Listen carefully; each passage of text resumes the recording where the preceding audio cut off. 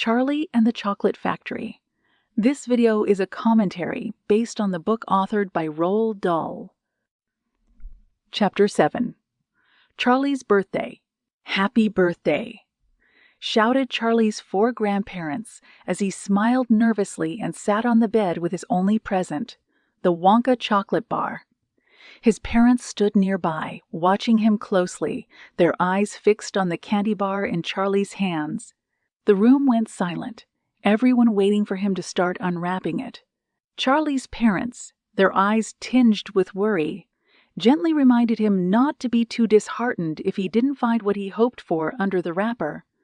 Grandma Georgina reassured him that the candy bar was still a delightful treat, even without the golden ticket. Charlie whispered back, "Yes, I know."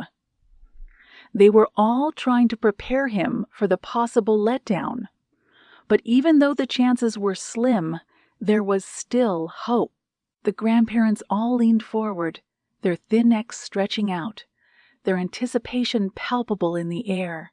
Suddenly, Charlie tore the wrapper down the middle, and a light brown, creamy-colored chocolate candy bar fell into his lap. There was no golden ticket in sight. Charlie, despite the disappointment of not finding the golden ticket, looked up at his grandparents with a shrug. He then picked up the candy bar and with a big heart offered to share it with his mom and everyone else, showing his generous nature. Just then, Charlie's dad reminded him that he needed to get to school or he'd be late. Charlie nodded and got ready for school. Chapter 8. 2 more golden tickets found. That evening, Charlie's father read an announcement from the newspaper aloud to the family. 2 more golden tickets had been found, leaving only 1 remaining. The 3rd golden ticket was discovered by a young girl named Violet Beauregarde. She spoke loudly and rapidly, making it difficult to understand her because she was ferociously chewing a piece of gum. Violet adored gum and couldn't do without it, chewing all day, except for a few minutes at mealtimes when she stuck it behind her ear for safekeeping. In her interview, she proudly mentioned that the gum she was chewing had been in her mouth for over 3 months. At night, she would stick it on the end of her bedpost. In the morning, she chewed on it again. Before attempting to set a world record, she used to change her gum once a day, often sticking the finished piece onto an elevator button for the next person to press. She found it amusing when someone got her old gum stuck to their finger and caused a commotion. Charlie's grandmas were horrified by Violet's behavior. The 4th golden ticket was found by a boy named Mike Teavee. The Teavee household was filled with reporters, but young Mike was annoyed by the fuss. He only wanted to watch television. The 9-year-old sat glued to an enormous TV screen, watching a film where gangsters were shooting each other with machine guns. Mike loved gangster movies, especially action scenes, guns, and violence. Charlie's grandmas were again displeased with what they heard about Mike Teavee.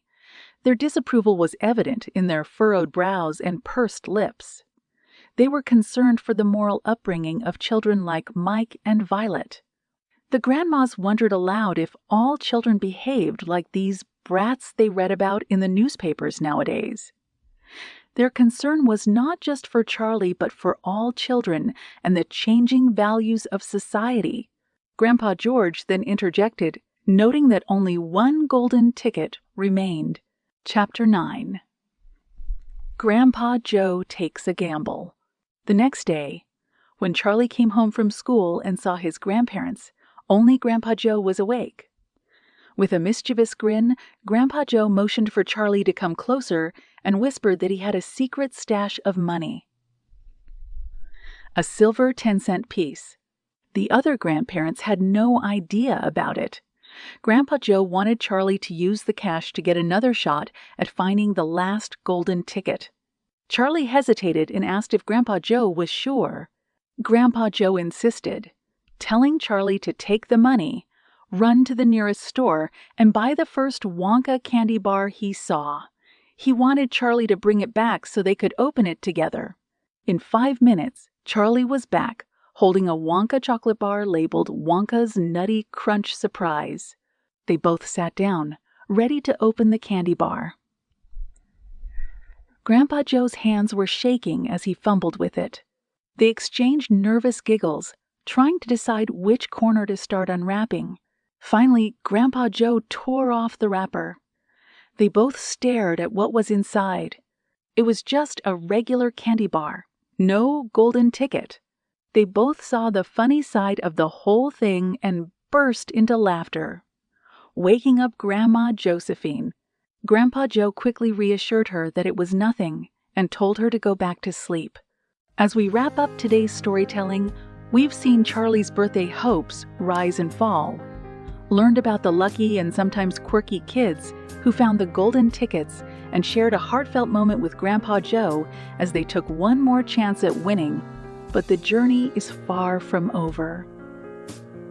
The world of Willy Wonka is filled with surprises, magic, and endless possibilities. In the following chapters, we will dive deeper into the adventure, uncover more secrets, and meet new characters who will make us laugh, gasp, and maybe even shed a tear. Remember, dreams can come true unexpectedly, so keep your imagination wide open and your spirit ready for more. We'll be back soon with more Charlie and the Chocolate Factory chapters. Until then, keep a sprinkle of wonder in your heart and a twinkle of adventure in your eyes. Until next time,